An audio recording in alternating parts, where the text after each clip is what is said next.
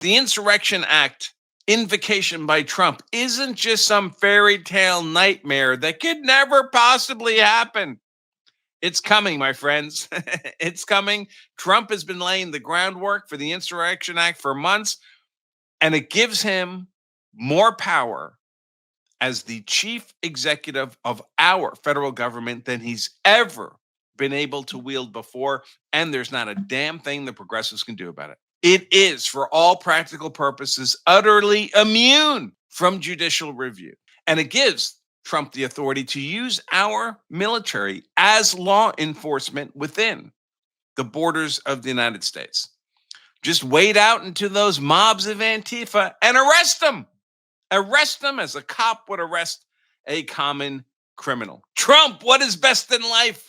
To crush the progressives, see them driven before you, and to hear the lamentation of their femboys. With each passing day of ongoing lawless violence from the progressive fascist Antifa thugs against the legitimate federal authority of our democratically elected federal government, with each additional lawless and feckless obstructionist ruling from an unelected black robe tyrannical inferior federal district trial court judge, the great and powerful President Donald J. Trump, the ultimate hammer on these fascist rebels.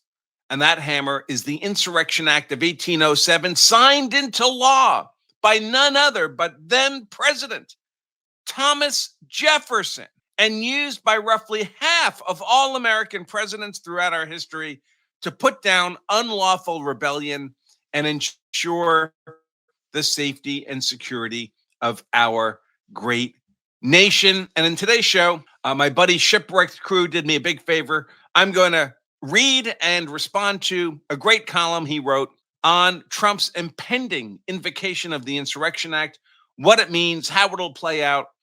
I thought it was a great column, and with his permission, I'll be sharing it with all of you. By the way, if you're on X, you should be following him. Shipwrecked Crew, again, former federal prosecutor, and was also a defender of more than 100 of the January 6th protesters. Very, very sharp guy, knows the law extremely well. And he and I have become, I'll call them internet acquaintances, internet buddies, mutual admiration society. And when I saw he did a column on the Insurrection Act yesterday, I asked him if I could share it with all of you. Of course, with my own thoughts and criticisms as appropriate, as I see fit. We're lawyers after all. We can't agree on everything or they would throw us out of the union. So subscribe, hit the like, thumbs up button, ring the bell to get notification and all that good stuff. And of course, also consider becoming a member. All right, Shipwrecked Crew.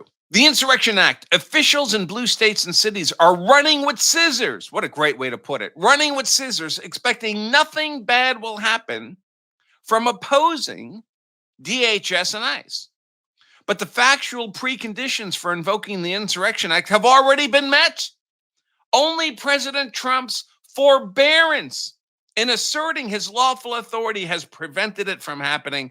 And as I'm sure Shipwreck Crew is going to inform us, the powers the Insurrection Act give to President Trump and the profound limits on the ability, particularly of the federal courts, to check his exercise of authority are profound. Profound powers and profound limits on being checked. It began mostly as an exercise of virtue signaling when officials in blue states and cities adopted so-called sanctuary state and city policies during the first Trump administration. It was a pledge to not have state and local resources, including law enforcement, be involved in the efforts by the new Trump administration to enforce immigration laws in the aftermath of 8 years of Obama administration policies of lax border enforcement and efforts to regularize, document the status of millions of illegal aliens in the United States. Obama's creation of DACA, deferred deportation under the program called deferred action for childhood arrivals, was emblematic of his way of using executive branch control of immigration enforcement to adopt overt policies of non enforcement. When the Trump administration in 2017 signaled an intent to end these policies and begin to remove illegal aliens rather than make a deal to create a path to citizenship for them, the reaction on the Democrat Party's progressive left was to resist, just like resistance was the watchword for pretty much every change in federal policy sought to be implemented by President Trump in his first term. And I'm going to pose there just to note that there's a reason why the Democrats are compelled to resist the deportation of these tens of millions of illegal migrant third world invaders. These third world invaders are the Democrats' new and only political constituency. Americans will not vote for Democrats anymore. Certainly, they won't vote for their policies. And Democrats have been kept in power by generations worth of election rigging in one form or another that is step by step being dismantled by Trump. Even if these illegal migrants, third world invaders of our nation, don't actually vote, and we know they do. We know they're registered to vote in states like California, Massachusetts, that hands them out driver's licenses, documents them, by the way, makes them documented illegal migrants now, eligible for all forms of government services.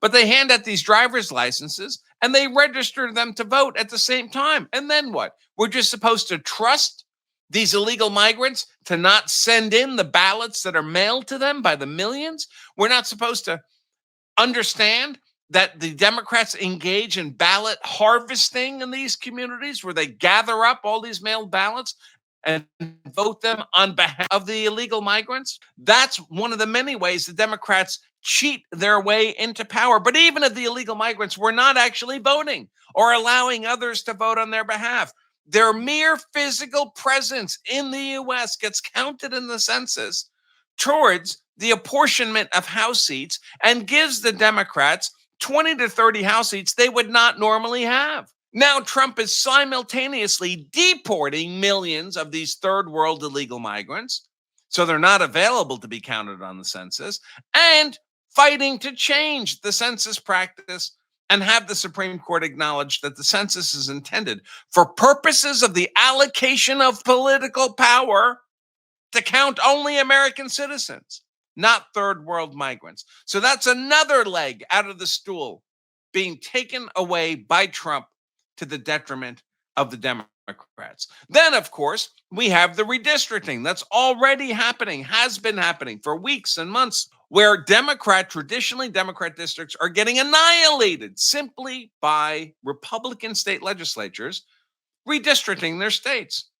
Jasmine Crockett, the always painful to observe Jasmine Crockett, got obliterated out of her congressional district. Texas just eliminated the entire district, or more accurately, redefined a district so she has no hope of winning there, that it's going to go to some other political candidate.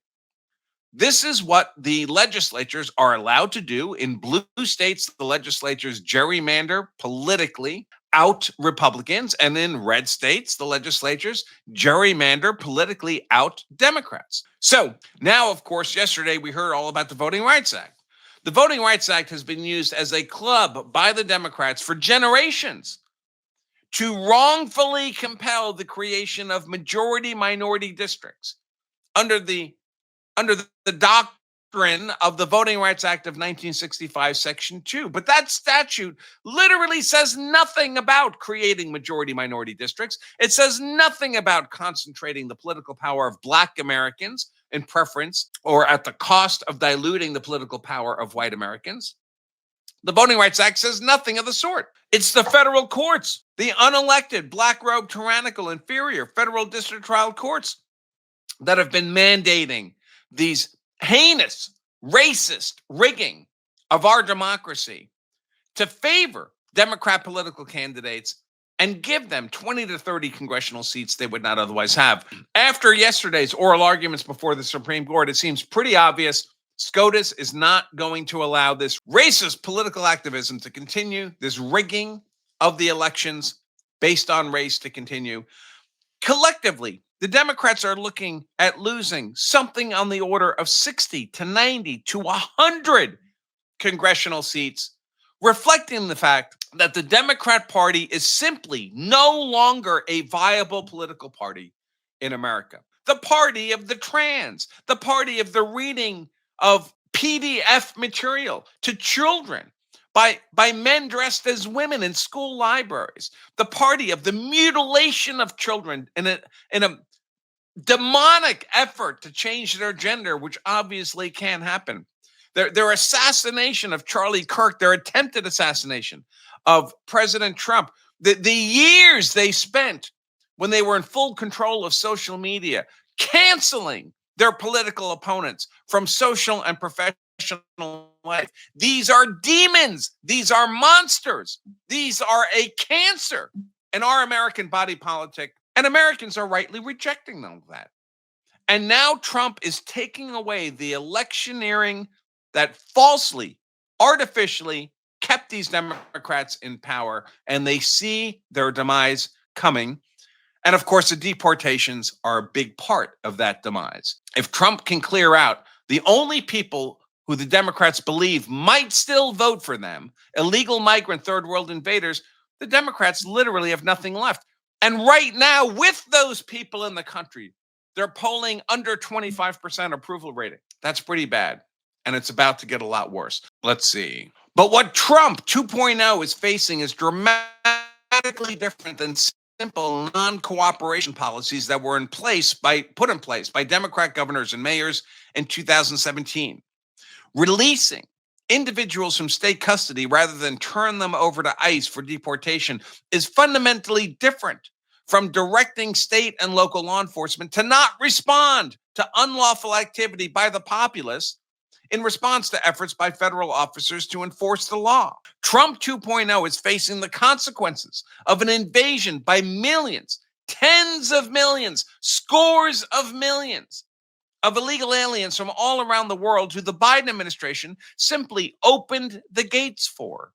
This is an unprecedented factual situation, but at the same time, it is being met with a never before seen official conduct by state and local officials to either interfere with enforcement, impeding is also a federal crime, impeding immigration authorities, or adopt policies that assist the populace in interfering with enforcement of federal law.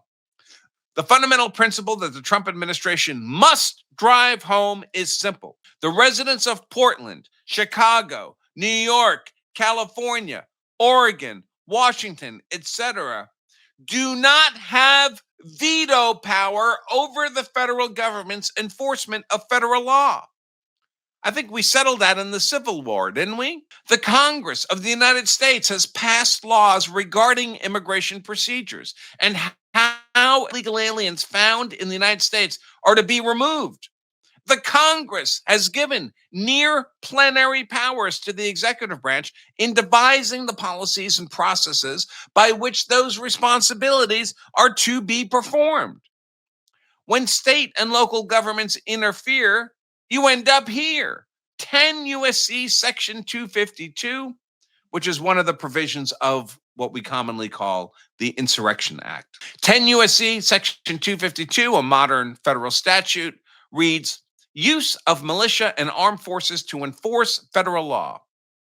Whenever the president considers that unlawful obstructions, combinations of assemblages, or rebellion against the authority of the United States make it impracticable to enforce the laws of the United States in any state, by the ordinary course of judicial proceedings, he may call into federal service such of the militia of any state and use such of the armed forces, that's the full-time military, as he considers necessary to enforce those laws or to suppress the rebellion. Shipwrecked Crew then quotes again, obstructions, combinations of assemblages, or rebellion against the authority of the United States. He writes, that is quite a distance short of an insurrection against the federal government.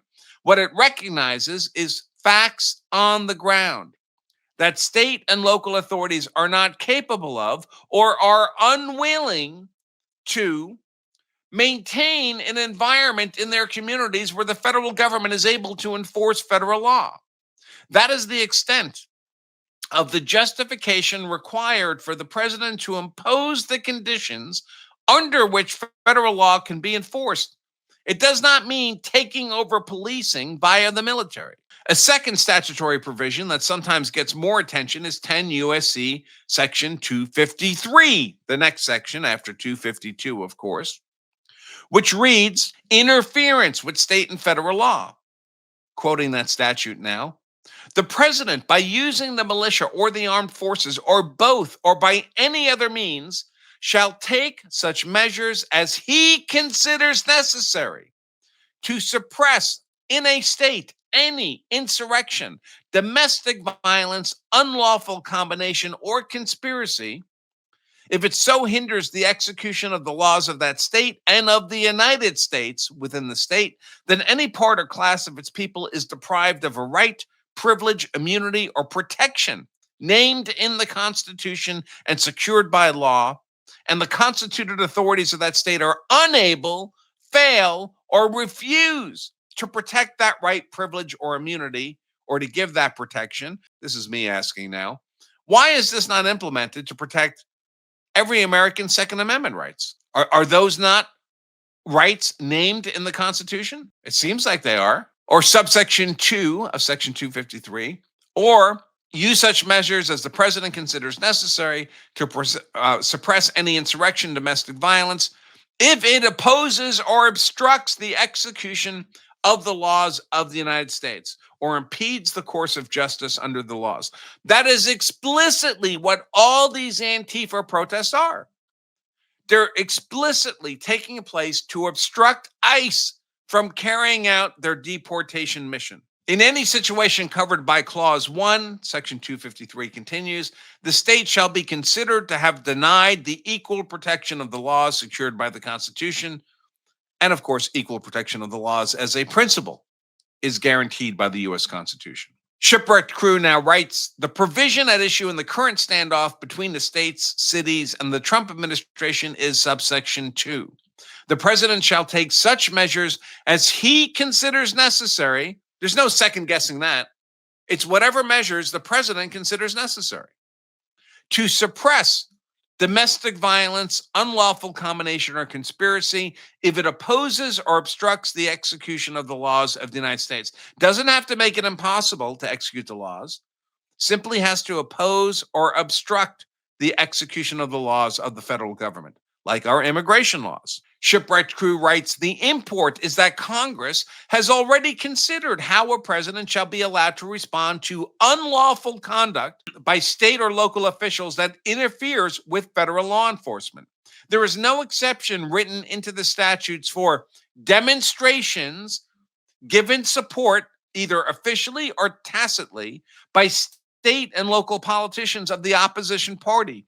There is no 10th Amendment protection for this. There is no exception in either Section 252 or 53 for the states of Illinois or Oregon or the cities of Chicago or Portland to enter into any combination with protest organizers who use violence or otherwise oppose and obstruct DHS and ICE in carrying out the congressionally directed law for deporting illegal aliens.